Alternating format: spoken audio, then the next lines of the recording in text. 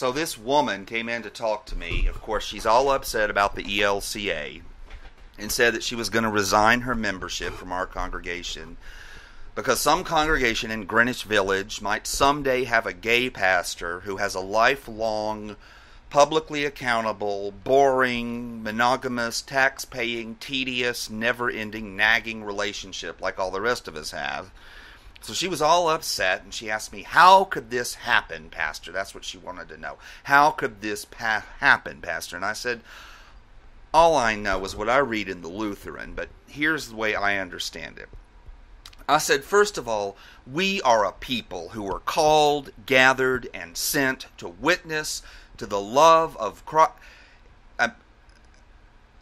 We are claimed, gathered, marked, and enlightened, so that I think we are baptized, equipped, and summoned to go forth in proclamation and service and discipleship and peacemaking and something about the environment and repenting of what we did to the Native Americans. Anyway, it's a bunch of verbs about who we are.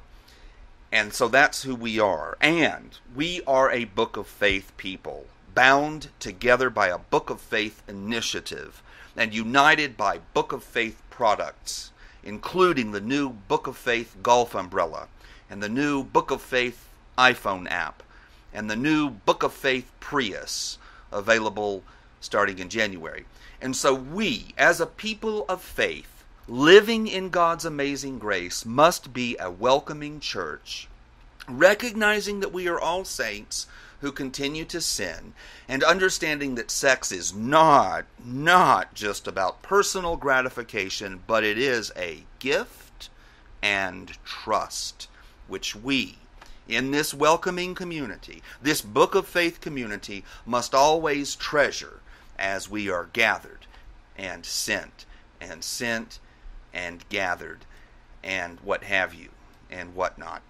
We are a people of predecessor bodies, and so we take quite seriously the statements of our predecessor bodies. For example, the 1981 statement of the LCA, human sexuality, whatever the bishops say, and the responding statement from the ALC in 1982, sex is great as long as there are no bishops. All of that, of course, had been preceded by the joint statement of Simonex and the AELC. Martin Stephan was a sex addict. And, of course, the inevitable rebuttal from the Lutheran Church Missouri Synod. That's why we replaced him with C.F.W. Walther.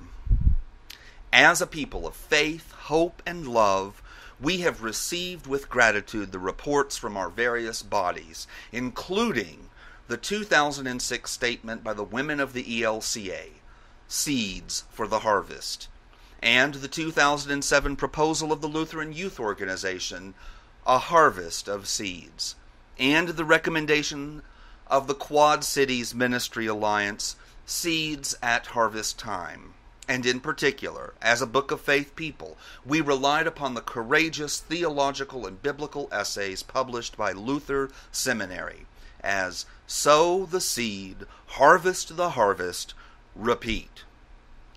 We profess to be a transformational people, and as we are transformed and transfigured by the presence of multicultural voices and the emerging church, and our interfaith dialogues, and our ecumenical partners, and our partner synods, and our mission partners, and our sexual partners, we together acknowledge the difficulty of partnership. And of course there is the Lutheran core, and the good soil, and the Lutherans concerned, and the word alone.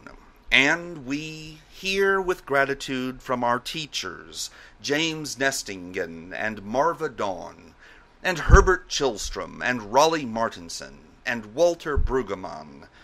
We hear from Gracia Grindal and Bill Esom and the tireless leadership of Pete Steinke, the late Krister Stendahl, and the late Gerhard Ferde, because we are a people of name dropping.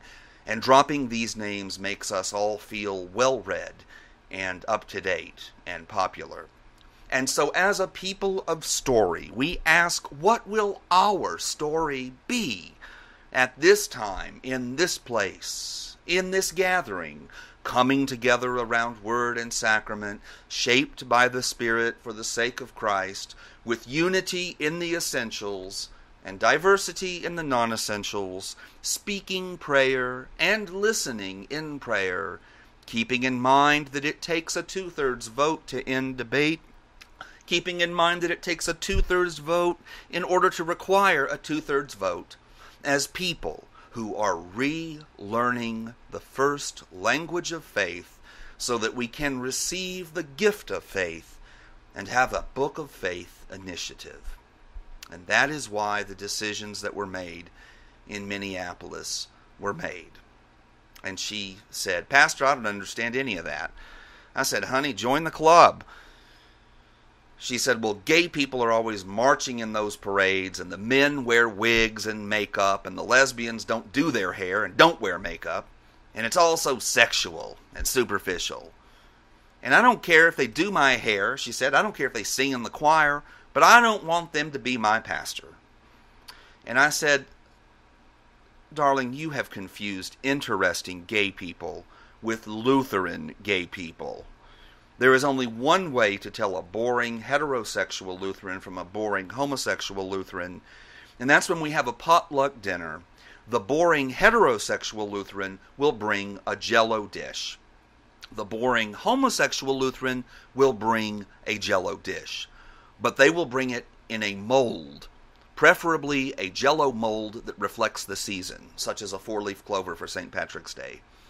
She said, "Well, I don't like any kind of Jell-O, molded or unmolded." And she stood up and she was all mad. I said, you might want to think about joining the Episcopal Church, because they have gay people everywhere, but they are way too classy to ever serve Jell-O."